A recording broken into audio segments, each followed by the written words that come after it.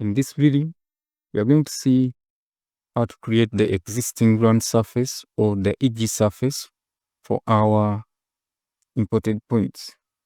In the last video, we imported these points into Civil 3D. So if you missed that video, make sure you check out on the playlist for that video so that you don't miss out.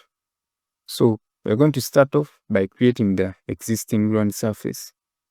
We can create the surface by coming to the Prospector tab, Surfaces, right click, and then create surface. You can check that. Or if you don't use that, you can come to the Home tab and then create ground data panel. Then you check out for surfaces. When you check on the drop down, you see create surface. Now there are other options, but I'm not going to go through them in this beginner's tutorial. However, you can hover your cursor on them and see what each of those represents. So click on create surface. So you're going to have this create surface dialog, and then the type of the surface, we're going to create a TIN surface. TIN stands for triangulated irregular network. So there are other types of surfaces like grid volume, TIN volume surface, but we shall not look at those. So make sure you click on TIN surface.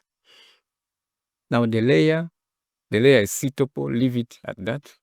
So the name of our surface, there's a template for naming these surfaces, but we're going to use our own name. We're going to call this the EG surface to represent existing ground surface.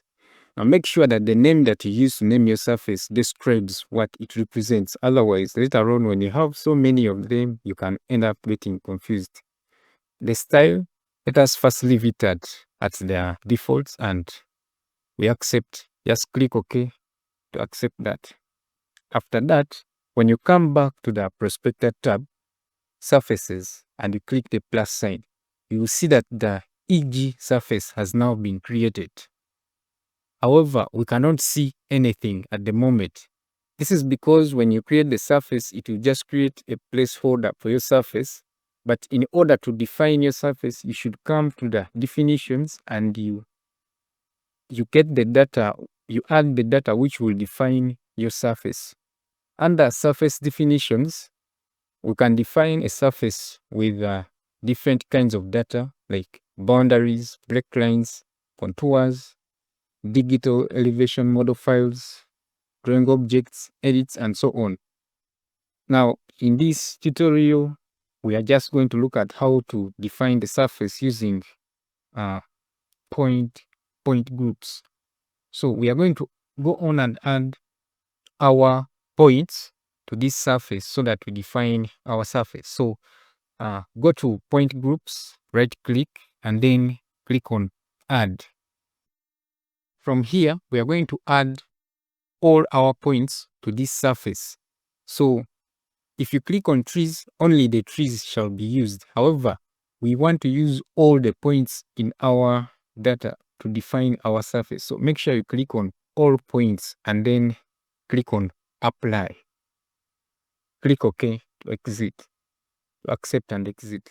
So after adding that point group, so we have added all our points to this surface. So our surface has now been created and we can now see.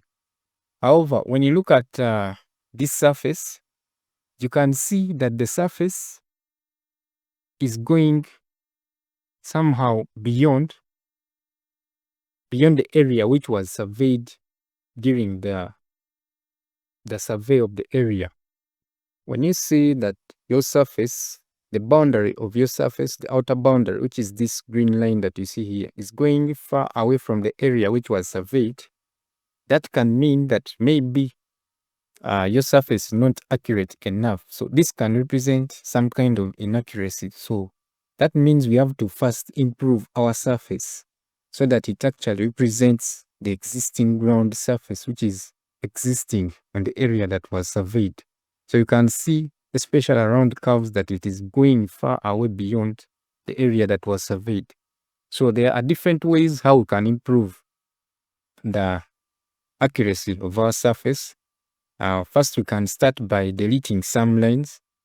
We can create a boundary around our survey area, or we can change the surface definition to increase the accuracy.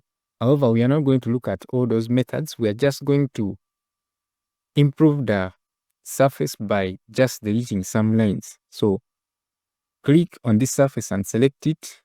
After selecting it, a contextual ribbon will appear that has the tools for editing this surface.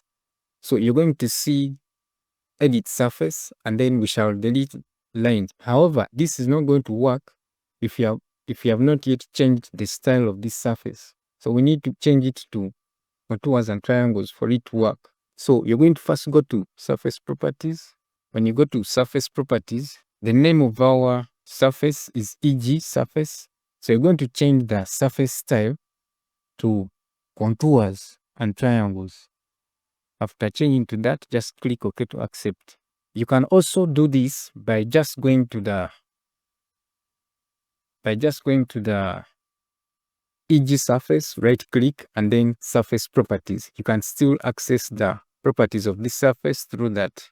We are going to improve the accuracy of our surface by deleting these lines that are triangulating far away from the area that was surveyed. We are going to go to edit surface, delete line.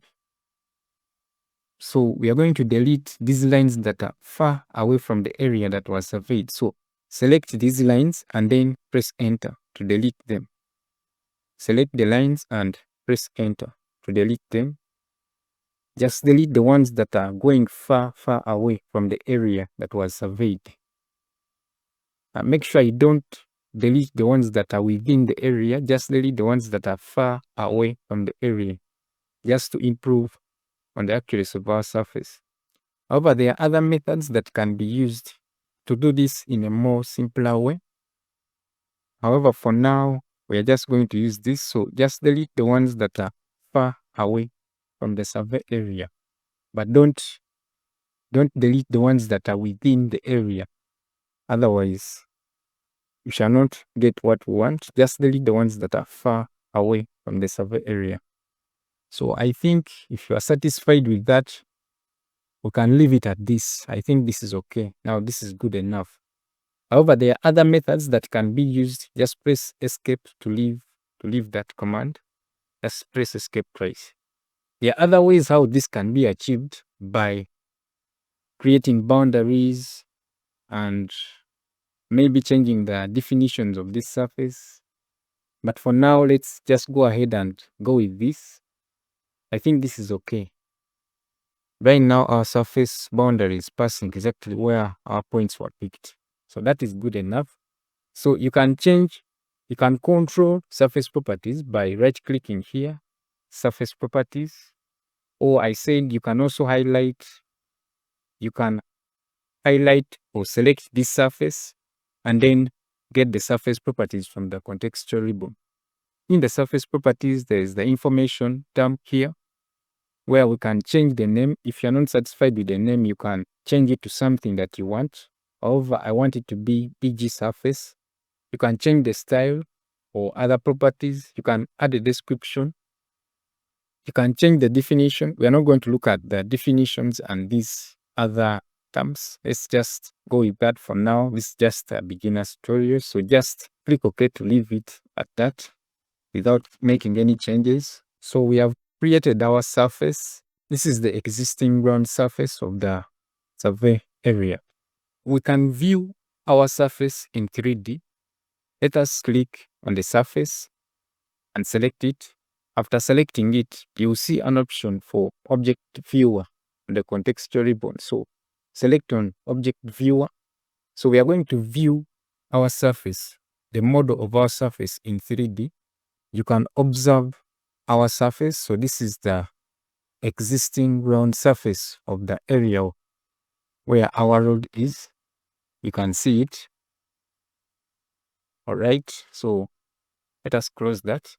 Now, the accuracy of this surface can be improved further by adding break lines and boundaries to your surface.